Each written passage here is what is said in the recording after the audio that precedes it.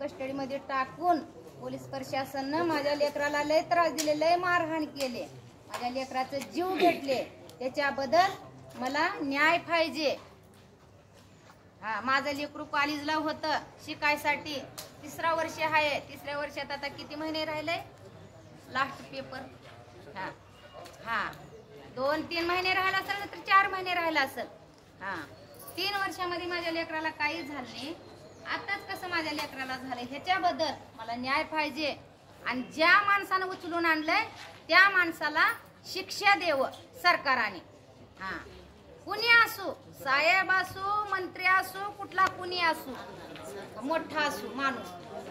माझं नाव विजयाबाई व्यंकट सूर्यवंशी.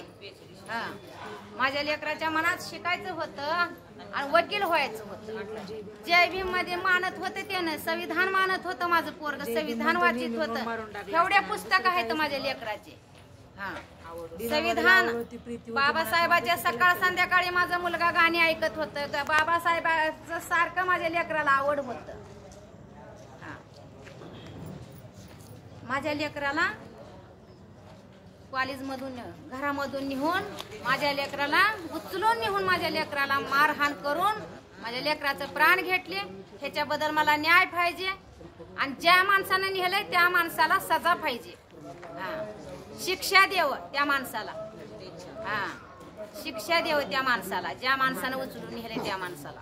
गरीब लोकांचे जीव का जातात? मोठ्याचं जात नाही.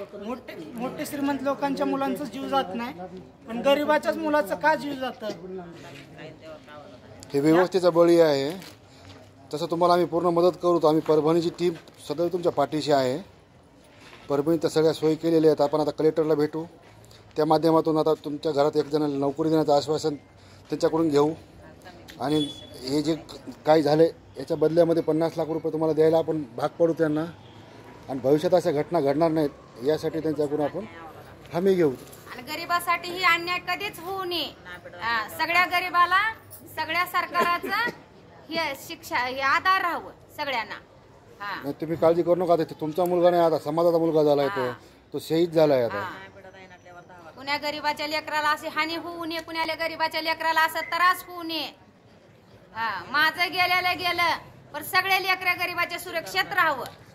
सरकारनं त्यांना सुरक्षेत ठेवावं. कुणाच्या लेकराला हात लावू नये, कुणाच्या लेकराला बोट लावू नये. नाही, परभणीकर तुमच्या सदैव सोबत आहे. आई वडिलाला सोडून कुठे शिकायला जातात परदेशाला. आई वडिलांसाठी लेकर शिक्षण शिकतात. माझ्या आई वडिलांनी आम्हाला कष्ट करून, काम करून आम्हाला पोचल्यात, शिक्षण शिकू लागल्यात. त्यांचा विचार राहतंय लेकरावाचं. नाही नाही, तसं सगळी सोय लावली काकाजी. आम्ही परभणीची काय काळजी करू नका. पोलिसच काम असतं ना. ती झाली, ती गोष्ट वाईट झाली. माझ्या लेकरानं यात तुम्हाला न्याय द्यायचं काम आता परभणीकर करतील. आता माझ्या लेकराचा लय विचार राहिला.